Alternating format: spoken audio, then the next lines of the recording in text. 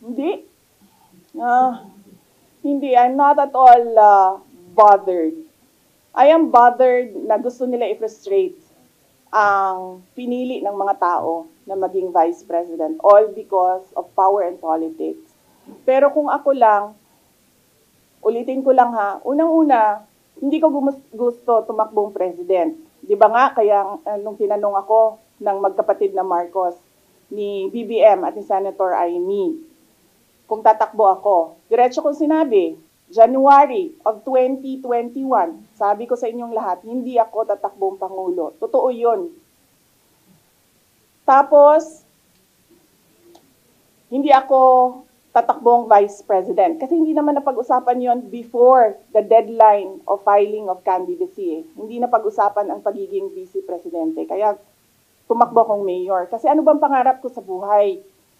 Maka 3 consecutive terms na mayor ng Davao City. Yun yung pangarap ko. Tapos, pagkatapos ng filing of candidacy, lumapit na sa akin yung magkapatid na Marcos. Sabi nila, hindi kami mananalo kung hindi mo tutulungan kami sa Mindanao at sa Visayas.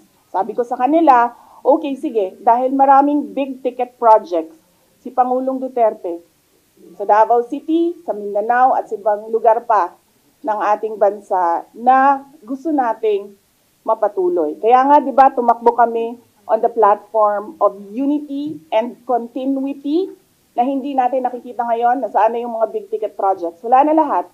Unappropriated.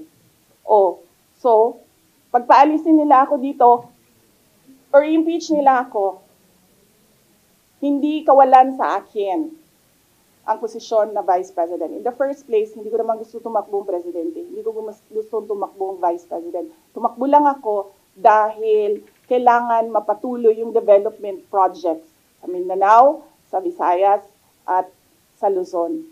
At naisip ko at that time, if I am Vice President, patututukan yung mga proyekto na yon na okay, wala na rin lahat ngayon dahil unappropriated na sila lahat.